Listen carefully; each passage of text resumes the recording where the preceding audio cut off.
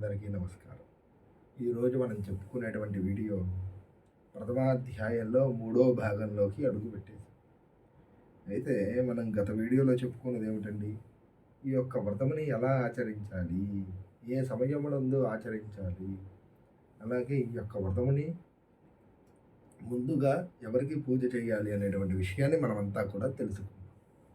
అయితే ఈ యొక్క వ్రతం ఎలా చేయాలండి? పూజాగృహం సమాసాద్య నానాలంకార శోభితం పూజా స్థాపి విశుద్ధ్యర్థం గోమయేన విలుప్యతే అని చెప్పారు.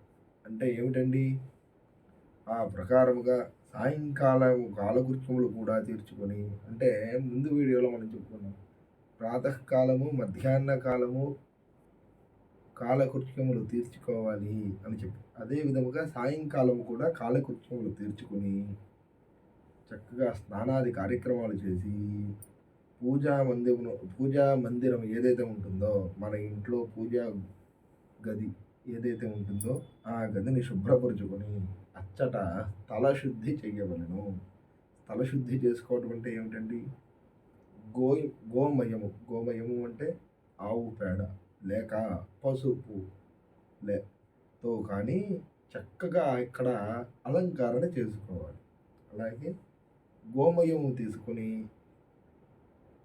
మన ఇంటికి చక్కగా ఈ యొక్క పూజా మందిరం ఏదైతే పెడతామో ఆ ప్రదేశంలో చక్కగా అలికి 5 రంగులతో కలిపినటువంటి ముగ్గులతో అలంకరించి, దాని మీద ముందుగా అలంకరించుకున్నటువంటి మందిరం, పూజా మందిరం ఏదైతే ఉంటుందో ఆ యొక్క మందిరముని మనం ఆ యొక్క రంగవల్లులతో వేసినటువంటి ముగ్గు ఏదైతే ఉంటుందో ఆ యొక్క ముగ్గు మీద ఏర్పరచుకోవాలి.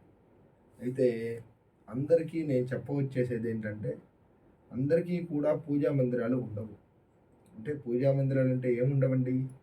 అంటే సత్యనారాయణ స్వామి యొక్క మండపం అనేటువంటిది చాలామందికి ఆనవాయితీ ఉండదు. ఈ యొక్క ఆనవాయితీ ఎలా వస్తుందండి అంటే, కొంతమందికి మర్రి చెట్టు కింద కూర్చొని ఈ యొక్క వ్రతముని చేసుకునే వాళ్ళు ఉంటారు. అంటే ఇంట్లో మర్రి చెట్టు ఎలా వస్తుందండి అని చెప్పి మీకు అనుమానం రావచ్చు.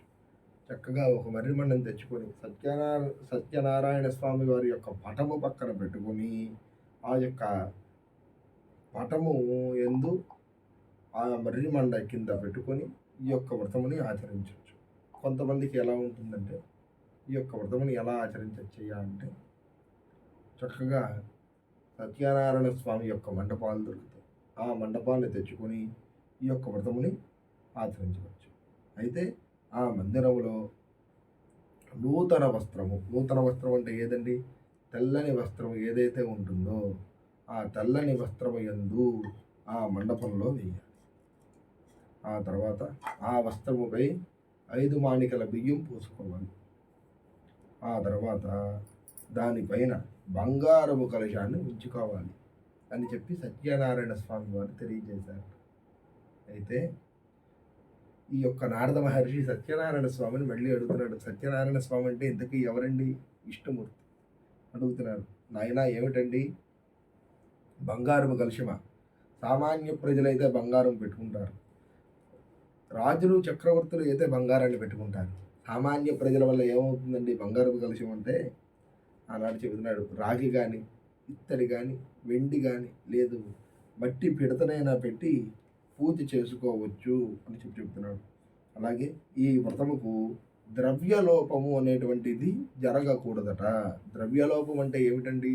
మనం తెచ్చుకునేటువంటి పూజా సామాగ్రి పసుపు నుంచి మొదలుకొని స్వామివారికి నివేదన పెట్టేంత వరకు కూడా అది పూజా ద్రవ్యముతో సమానమే. అందుచేత ఆ పూజా ద్రవ్యం ఏది కూడాను ద్రవ్యలోపం జరగకుండా చూసుకోవాలట. అలాగేనండి. ఆ తర్వాత కలశము పైన నూతన వస్త్రమును పరిచి, అంటే పరవటం అంటే కప్పటం కాదు, నూతన వస్త్రాన్ని వేయాలి. నూతన వస్త్రాన్ని వేసి ఆ యొక్క వస్త్రమునికి చక్కగా పూలమాల వేసి, పూలమాల కానీ బంగారపు మాల కానీ వేసి ఉంచవలను అని చెప్పారు. అలాగే ఈ వ్రతములకు సత్యనారాయణ స్వామి వారి యొక్క ప్రతిమని మన శక్తి కొలది బంగారపు రూపుని తెచ్చుకోవాలట. అలాగేనండి. ఆ తర్వాత ఈ యొక్క ప్రతిమను చక్కగా ఆవు పాలతో, ఆవు నెయ్యితో, ఆవు పెరుగుతో, మరి తేనె, పంచదార అంటే వీటన్నిటిని మనం ఏమనుకుంటామండి, పంచామృతాలు అని చెప్పనుకుంటాం.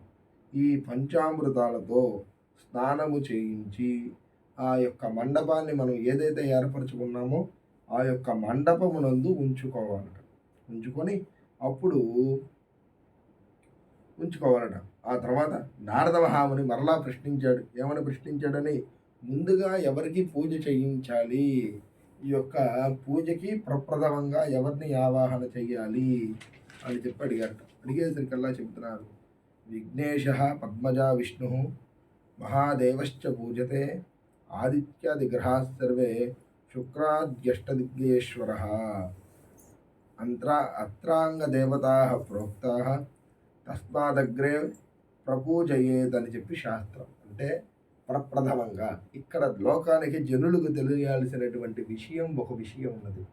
ఏమిటి ఆ విషయం అంటే, ముందుగా భూలోకములో కానీ సృష్టిలో కానీ ఈ యొక్క 14 భువనాల్లో కానీ మహాగణపతి పూజ ఆచరించాలట.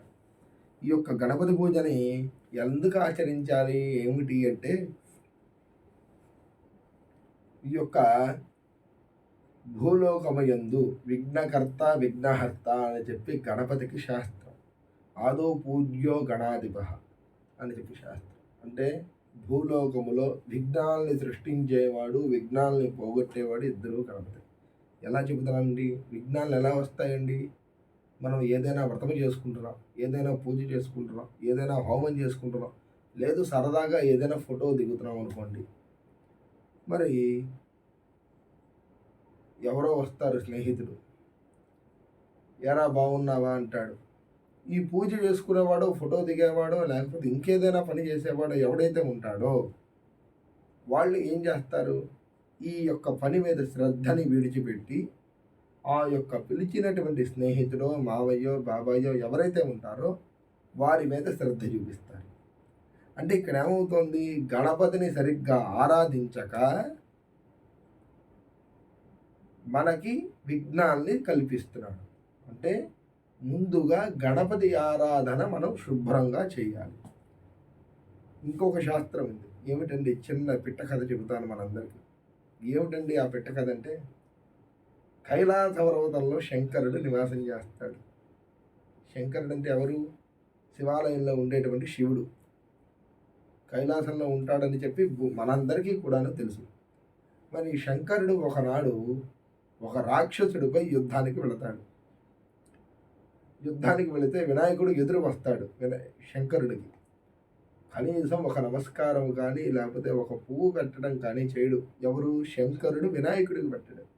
అంటే ఇక్కడ వినాయకుడు ఏమవుతున్నాడు, శంకరుడికి కుమారుడు అవుతున్నాడు. మరి శంకరుడు కొడుకైనటువంటి శంకరుడికి వినాయకుడు నమస్కారం చేస్తాడు కానీ వినాయకుడికి శంకరుడు నమస్కారం చేయడు. శంకరుడు అంటే శివుడు చేయుడు.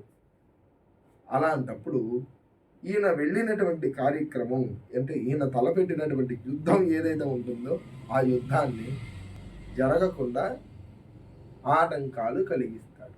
అంటే ఏం జరిగింది ఇక్కడ శంకరుడికి అంటే, యుద్ధానికి బయలుదేరి వెళ్ళిన తర్వాత కొన్ని సంవత్సరాలు యుద్ధం చేసుకుంటారు ఆ రాక్షసుడను ఈ యొక్క శంకరుడు.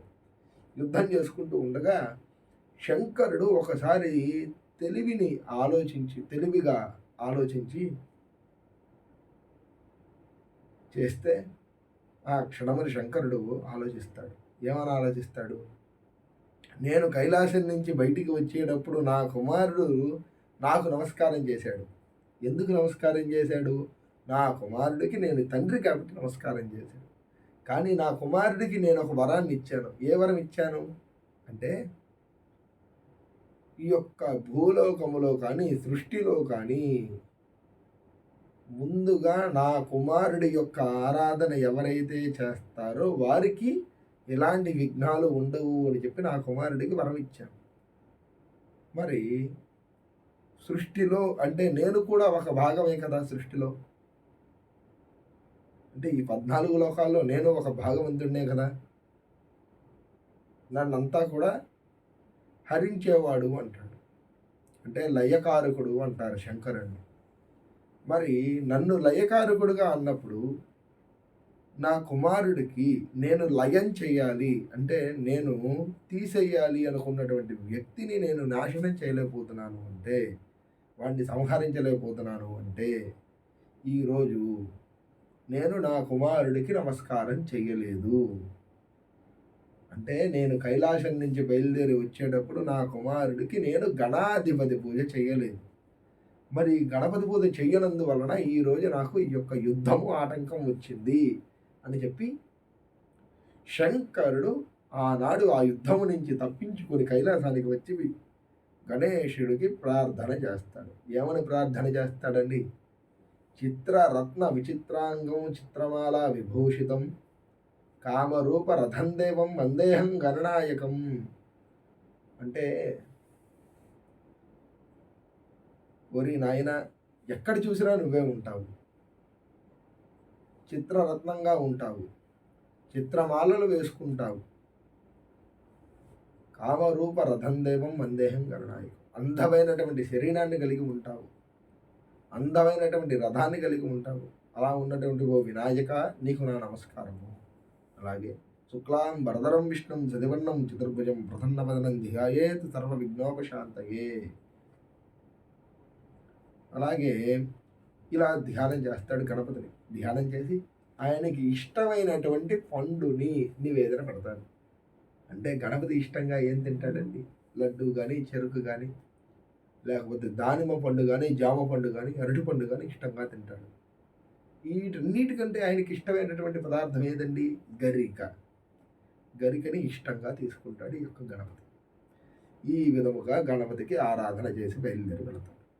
మరి లోకల్లో జనులు కార్యక్రమాన్ని తలపెట్టినప్పుడు ఆ కార్యక్రమం దిగ్విజయంగా ఫలించాలి అంటే మరి ఒక చిన్న శ్లోకం ఉన్నది, దాన్ని చెప్పుకుందాం ఇప్పుడు మనం.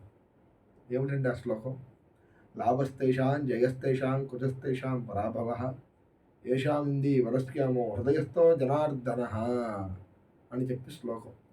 అంటే శివో నామ రూపాభ్యాం యాదేవి సర్వమంగళ తయోస్మిన్ స్మరణాత్ పుంసాం సర్వతో జయమంగళం అనేటువంటి ఈ రెండు శ్లోకాలని మానవలోకములో అంటే ఈ యొక్క భూలోకములో స్మరణ చేస్తే వారు ఏ కార్యక్రమానికైతే తలపెట్టి బయలుదేరి వెళదామనుకుంటున్నారో ఆ యొక్క కార్యక్రమం దిగ్విజయంగా పూర్తవుతుంది అని చెప్పి శంకరుడు ఆనాడు మనందరికీ కూడా బోధించాడు. అలా శంకరుడు గణపతికి ఆరాధన చేసిన తర్వాత ఆ రాక్షసుడితో యుద్ధాన్ని జయించి కైలాసానికి బయలుదేరి వస్తాడు. అంటే ఇక్కడ మనకి తెలుసుకోవాల్సినటువంటి విషయం ఏంటంటే, గణపతిని పుట్టించినటువంటి శంకరుడే ఆయనకు పూజ చేయక తప్పలేదు. మనందరినీ కూడా కాపాడేటువంటి భగవంతుడు గణపతిని మనం ఆరాధించాలి. ఆరాధిస్తే మన యందు ఉన్నటువంటి కష్టాలు, మనం తలపెట్టినటువంటి కార్యక్రమం ఏదైతే ఉంటుందో, అంటే ఒక ఇల్లు కట్టాలన్నా, లేదు ఒక బోరు వేయాలి అన్నా ముందుగా మనం గణపతిని తలుచుకుంటాం. లేదంటే ఒక వాహనం కొనాలి అన్నా ముందుగా గణపతిని తలుచుకుంటాం. ఇలా పరిపరి విధాలుగా గణపతి ఆరాధన జరుగుతూనే ఉంటుంది ఈ యొక్క సృష్టిలో. అందుచేత మనం కూడా గణపతి ఆరాధన చేసిన తర్వాత ఏ యొక్క కార్యక్రమాన్నైనా తలపెట్టాలి అని చెప్పి జనులకి తెలియజేయడం జరుగుతోంది. ఎందుకండి ఇంత సోది చెప్పామనుకుంటున్నారేమో, కానీ సోది కాదండి. ఇది మనమంతా కూడా తెలుసుకోవాల్సినటువంటి విషయం. ఆ తర్వాత ఎవరిని ఆచరించాలి అంటే లక్ష్మీదేవిని, విష్ణుమూర్తిని, అలాగే శివపార్వతుల్ని, అంటే ఆ తర్వాత బ్రహ్మ సరస్వతుల్ని, అలాగే సూర్యాది మొదలగు నవగ్రహాల్ని మనము ఆచరించాలి. అంటే అసలు నవగ్రహాలు అంటే ఏంటండి అనేది ఎవరికైనా భూలోకంలో జనులకి తెలుసా అండి? సామాన్య ప్రజలకి తెలియదండి. అలా అండి, ఏమండి పంతులు గారు, మా జాతకంలో శని దోషం ఉంది, కాస్త శని పూజ చేయిస్తారా అండి అని చెప్పి మామూలుగా మనలాంటి వాళ్ళం వెళ్ళి ఆ దేవాలయంలో ఉన్నటువంటి అర్చకులను, లేకపోతే ఇంకొక బ్రాహ్మణులో ఇంకొకళ్ళలో మనమంతా అడుగుతూ ఉంటాం. వారు ఏం చేస్తారు? అలాగేనమ్మా శని పూజ నేను చేయిస్తానని చెప్పి ఆ శనికి సంబంధించినటువంటి పూజ చేయిస్తాడు. మనకు అక్కడ తెలిసిందేమిటి? ఒక శని దోషం ఒకటే మనకు తెలిసింది. కానీ నవగ్రహాలన్నీ కూడా ఒక మానవుడిని, అంటే మానవుణ్ణి పరిపాలించడానికి పుట్టినటువంటివే నవగ్రహాలు. ఈ నవగ్రహాల్లో కూడా 2 గ్రహాలు ఛాయాగ్రహాలు ఉన్నాయి. ఏమిటండి ఆ 2 గ్రహాలు ఛాయాగ్రహాలు? అంటే రాహువు, కేతువు వీళ్ళిద్దరిని కూడా ఛాయాగ్రహములు అంటాం. ఈ శని తర్వాత వచ్చినటువంటి 2 గ్రహాలు కూడా ఛాయాగ్రహాలు. వీళ్ళల్లో ఎవరెవరు ఏ ఆరాధనలు చేస్తే అండి, సూర్యుడు ఆత్మకారకుడు, చంద్రుడు మనస్కారకుడు, తర్వాత అంగారకుడు రుణాలు, ఆ తర్వాత రోగాలు, వ్యాధులు, వీటన్నిటికీ కారకుడు. ఆ తర్వాత బుధుడు దేనికి కారకుడు? బుద్ధి కారకుడు. ఆ తర్వాత బృహస్పతి పిల్లలకి సంబంధించినటువంటి కారకుడు, పుత్ర కారకుడు. ఆ తర్వాత శుక్రుడు దేనికి సంబంధించినటువంటి వాడండి? కళత్ర కారకుడు, పత్ని కారకుడు. అంటే భార్యాభర్తల మధ్య ఎటువంటి చిక్కు చికాకులు రాకుండా కాపాడేవాడు శుక్రుడు. శుక్రుడు జాతకంలో బాగోకపోతే ఈ యొక్క భార్యాభర్తలు ఇద్దరూ కూడా ఇలా కలిసి ఉండేటువంటి వాళ్ళు తెగిపోతారు. అంటే శుక్రుడు కన్ను ఎంత దూరం అయితే పడుతుందో అక్కడ నిప్పు లేకుండా మంట పుడుతుంది. అది శుక్రుడికి ఉన్నటువంటి శక్తి. తర్వాత ఎవరండి? శని. శని ఎవరికి సంబంధించిన వాడండి? ప్రాణ మృత్యు అకాల పీడలు. అకాల పీడలు అంటే అకస్మాత్తుగా యాక్సిడెంట్స్లో పోతారు, లేకపోతే దరిద్రం బాగోక కొంతమంది కొన్ని విధాలుగా మరణిస్తారు. ఇలాంటి మరణాలన్నీ కూడా జరగకుండా ఉండాలి అంటే శని బాగుండాలి. శని బాగుండాలి అంటే శని ఎలా ఉంటాడయ్యా? శని ప్రభావం అంటే మనందరికీ కూడా సింపుల్గా చెప్పుకోవాలి అంటే, ఈరోజు వాహనం కొనుక్కున్నామంటే రేపు అదే వాహనం పాడైపోతుంది. అంటే ఈరోజు వాహనం కొనుక్కునే పని మంచి పని, రేపు వాహనం చెడిపోయే పని చెడ్డ పని, రెండూ చేస్తాడు. అంటే ఈరోజు ఇది కొనుక్కున్నాం కదా, రేపు అది పాడైపోవాలి అని చెప్పి శని కోరుకోడు. కానీ ఆయన ప్రభావం అలా. ఏమండి మాది మకర రాశి అండి.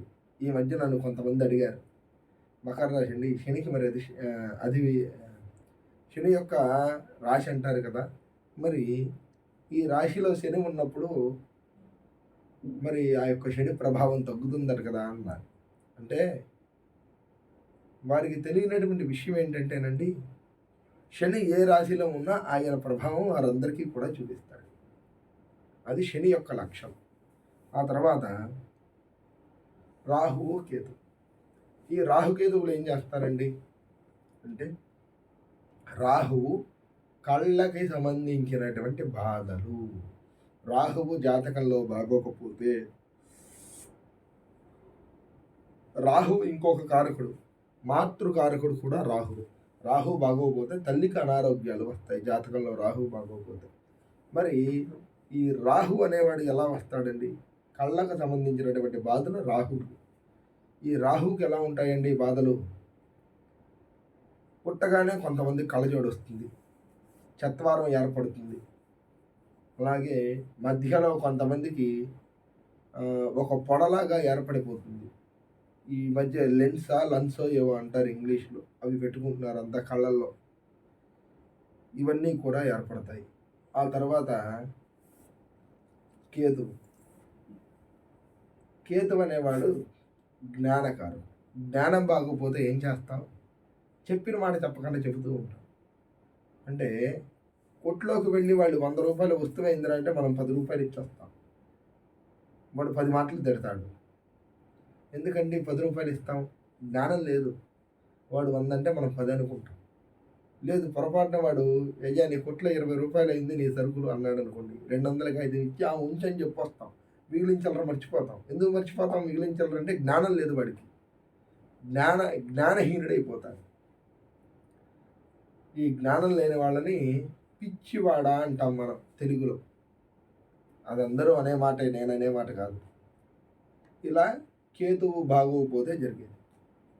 అలాగే రాహుకేతువులు బాగోకపోతే కాలసర్పాది దోషాలు అని చెప్పి కూడా అనుకుంటాం మనం. అదంతా కూడా మనం తర్వాత ఈసారి చెప్పుకునేటువంటి విషయాల్లో ఈ యొక్క విషయాన్ని, రాహుకేతువుల వల్ల వచ్చేటువంటి కాలసర్పాది దోషాలు ఏవైతే ఉంటాయో ఆ దోషాలను ఎలా పోగొట్టుకోవాలి, ఎలా ఆ దోషాలని మన జాతకంలో నుంచి పోగొట్టుకోవాలి అనేది ఈసారి వీడియోలో మనం తెలియజేసుకుందాం. దీని మీద నేను ప్రత్యేకించి మీకోసం ఒక వీడియో తెలియజేస్తాను. ఆ తర్వాత ఇంద్రాది మొదలగు అష్టదిక్పాలకులని ఆవాహన చేసుకోవాలి. అంటే మన భూమికి 8 దిక్కులు ఉంటాయి. అంటే భూమికే కాదండి, ఈ సృష్టి మొత్తానికి కూడా, అంటే 14 లోకాలకి కూడా 8 దిక్కులు ఉంటాయి. ఈ 8 దిక్కుల్ని శాసించేవాడు ఎవరండి? ఇంద్రుడు. ఐరావతం మీద కూర్చొని ఈ మిగతా 7గురిని కూడా శాసిస్తూ ఉంటాడు. అదే ఇంద్రలోకం, అదే స్వర్గం మన దృష్టిలో. ఈ స్వర్గంలో ఇంద్రుడు ఉంటాడు. ఈ ఇంద్రాది దేవతలంతా కూడా, ఈ 8 మంది కూడా రౌండ్ టేబుల్ వేసుకొని కూర్చొని ఉంటారు. అంటే ఈ యొక్క సృష్టి మొత్తానికి 8 దిక్కుల యందు కూర్చొని ఉంటారు. ఈ యొక్క ఇంద్రుని నుంచి కూడా మొదలకు 8 మంది. ఆ తర్వాత ఈ వ్రతముకు ముఖ్య దేవతలు ఎవరండి? మనం మొదట్లో చెప్పుకున్నాం. ఎవరెవరిని చెప్పుకున్నాం? లక్ష్మి, విష్ణు, శివ, గౌరీ, బ్రహ్మ సరస్వతుల్ని మొదలగు దేవతలు చెప్పు. ఈ యొక్క 5గురిని వారి యొక్క దేవతల యొక్క మంత్రములతో ఆ యొక్క మండపమునందు ఉత్తర భాగమున తూర్పు సమాప్తిగా, అంటే కలశములకు ఉత్తరంలో తూర్పు వైపుగా సమాప్తి చేసుకుంటూ ఈ యొక్క మంత్రములచే వారిని ఆవాహన చెయ్యాలి. ఆవాహన చేయటం అంటే ఆ దేవతల్ని మనం పిలవాలి. అంటే ఎలా పిలుస్తామండి? ఒక్క ఖర్జూరకాయ చిల్లర పైసా మనం పెడతాం, తమలపాకు పెడతాం. తమలపాకు ఎందుకు పెడతామండి? వారికి ఆసనం. ఏం చెబుతున్నాం? నవరత్న ఖచ్చిత హేమ సింహాసనార్థం అక్షతాన్ని సమర్పయామి అని చెప్పి మనం మంత్రంలో చెప్పుకుంటాం. ఎందుకు చెప్పుకుంటామండి? నవరత్న ఖచ్చితమైనటువంటి ఓ ఆసనమా, ఓ దేవతల్లారా, మీరు ఈ యొక్క ఆసనంలో కూర్చోండి అంటే దాన్ని భావన చేయాలి. మనం పెట్టినటువంటి తమలపాకుని నవరత్న ఖచ్చితముగా ఉన్నది అంటే నవరత్నములతో, వజ్ర వైఢూర్యాలు, మరకత మాణిక్యములతో, బంగారముతో కూడుకొని ఉన్నటువంటి ఆసనాన్ని మనం ఆ దేవతలకి వేశాం. మనం అలా భావన చేస్తే ఆ దేవతల యందు అక్కడ కూర్చొని ఉంటారు. ఆ తర్వాత ఎవరిని ఆవాహన చేయాలి అంటే ఈ యొక్క పంచలోక పాలకుల్ని ఆవాహన చేసి ఉన్న తర్వాత మనం ముందుగా చెప్పుకున్నాం కదా, నవగ్రహాది నుంచి 9 గ్రహాలు అని చెప్పి, సూర్యుడి నుంచి ఈ 9 గ్రహాన్ని ఆవాహన చేయాలి. ఎక్కడ ఆవాహన చేయాలి అండి? కలశములకు పశ్చిమ భాగమున ఉత్తర సమాప్తిగా మనం ఆవాహన చేసుకోవాలి. ఆ తర్వాత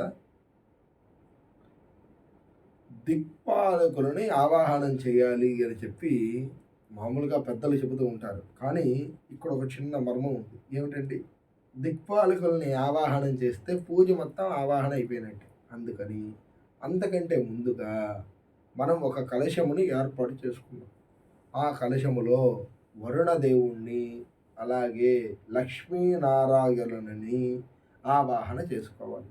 ఆ కలశములో ఎలా వేసుకోవాలండి? చక్కగా కలశానికి నిండుగా నీళ్లు పోసుకుని దాంట్లో పంచపల్లవాలని వెయ్యాలి. పంచపల్లవాలు అంటే ఏమిటండి? మామే మరాజు అని చెప్పి శాస్త్రం. మా అంటే మామిడి, మే అంటే మేడి, మా మర్రి, జువ్వి అని చెప్పి రావి, ఇవి 5 కూడా 5 రకములు. మామే మరాజు అని చెప్పి చెప్పుకుంటాం. ఈ పంచపల్లవాలను కలశంలో వెయ్యాలి. ఇవన్నీ కూడా మనకు దొరకలేదండి, సిటీలో ఉన్నాము, లేకపోతే ఎక్కడో ఉన్నాము, పల్లెటూరు కాదండి మాది ఇవన్నీ దొరకడానికి అని చెప్పనుకుంటారు. ఇవన్నీ లేనిచో తమలపాకులు వేయచ్చు. మీకు అందుబాటులో ఉంటే ఈ మధ్య సిటీల్లో కూడా నేను చూస్తూ ఉన్నాను, మామిడి చెట్లను పెంచుకుంటూ ఉన్నారు. మామిడి ఆకులైనా వేసుకోవచ్చు. మామే మరాజు అని చెప్పాయి. అయితే మీ అందరికీ కూడా మరొక విన్నపం. మనము సత్యనారాయణ స్వామి యొక్క వ్రతము చేసుకునేటప్పుడు అందరికీ కూడా తెలిసి తెలియక కంకణ ధారణ చేస్తాము. చేతికి రక్షా సూత్రాలు కట్టుకుంటాము. పసుపుతో కూడినటువంటి రక్షాబంధనాలు కట్టుకుంటాం. ఈ యొక్క రక్షాబంధన అనేది ఏ యొక్క కల్పములో కూడాను చెప్పబడి లేదు.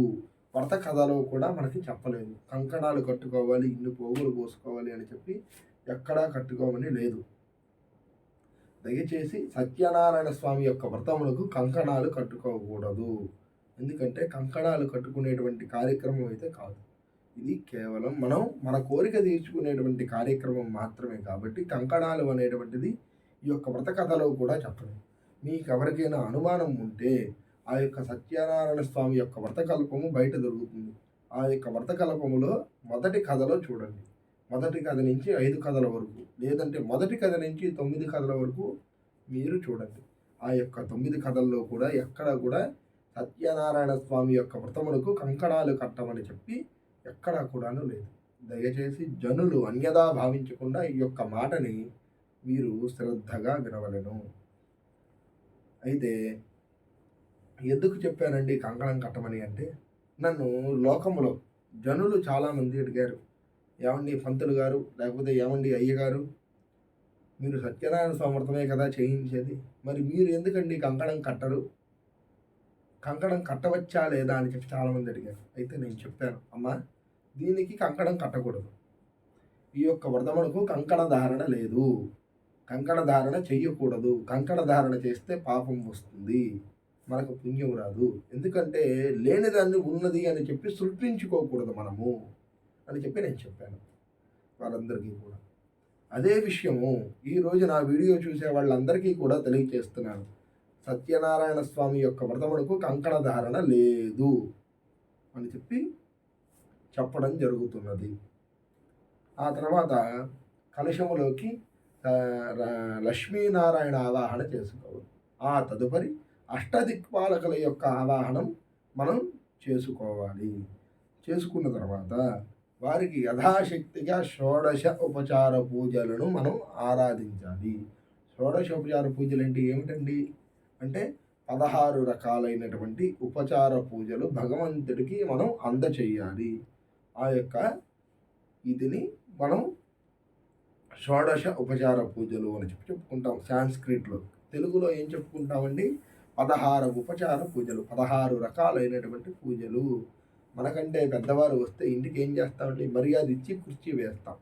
అలాగే భగవంతుడికి కూడా మనకంటే పెద్దవాళ్ళు ఇంటికి వస్తే, పెద్దవాళ్ళు ఇంటికి వస్తే కాళ్ళు కడుక్కోమని చెప్పి నీళ్ళు ఇస్తాం, చేతులు కడుక్కోమని నీళ్ళు ఇస్తాం, తాగడానికి మంచి నీళ్ళు ఇస్తాం, స్నానం చేయడానికి మన ఇంట్లో మనకు వసతికి తగ్గట్టుగా నీళ్ళని ఏర్పాటు చేస్తాం.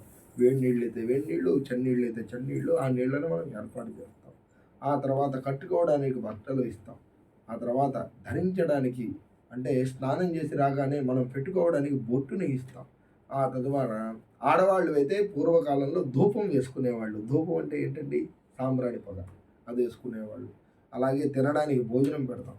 అలా వారికి వారి వసతులకు తగ్గట్టుగా, వారి సదుపాయాలకు తగ్గట్టుగా, వారి సమయమునకు తగ్గట్టుగా మనం వారికి ఏర్పాటు చేస్తాం. అదేవిధంగా భగవంతుడికి కూడా, భగవంతుడిని మనం పిలిచాము అనేటువంటి, మనం పిలుచుకున్న తర్వాత భగవంతుడికి కూడా అందచేయాల్సినటువంటి ఉపచార పూజలు ఉంటాయి.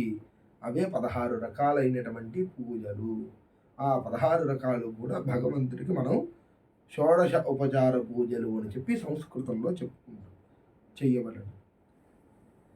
అయితే ఈ యొక్క మళ్ళీ నారద మహాముని విష్ణుమూర్తిని అడుగుతున్నాడు. ఏమని అడుగుతున్నాడండి, ఈ యొక్క స్వామివారికి ఇదంతా బాగా చెప్పారు కానివ్వండి, మనము స్వామివారికి ఏమి నివేదన పెట్టాలి?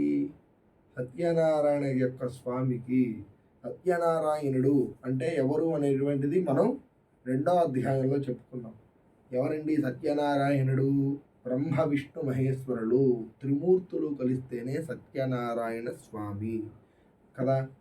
ఆ యొక్క సత్యనారాయణ స్వామికి ఏది నివేదించాలి అని చెప్పి మరలా ప్రశ్నించాడట నారద మహాముని విష్ణుమూర్తిని. అయితే విష్ణుమూర్తి తెలియజేస్తున్నాడు, బ్రహ్మాఫలం ఘృతం క్షీరం గోధూమస్య చచూర్ణకం ఆభావే శాలిచూర్ణం వా షట్కరాంచ గుడం తథా సపాదం సర్వభక్ష్యాన్ని చైకీకృత్య నివేదయేదని చెప్పి శాస్త్రం. అంటే ఈ యొక్క స్వామివారికి ఏది నివేదన పెట్టాలి, అసలు ముందు స్వామివారి నివేదనకు కావాల్సినటువంటి సామాన్లు ఏమిటో చూసుకుందాం. ముందుగా స్వామివారికి కావాల్సినటువంటి ప్రసాదం వస్తువులు ఏంటో మనం తెలియజేసుకుందాం. లోకంలో చాలామందికి జనులకు తెలియదు, అందుచేత నేను తెలియజేస్తున్నాను.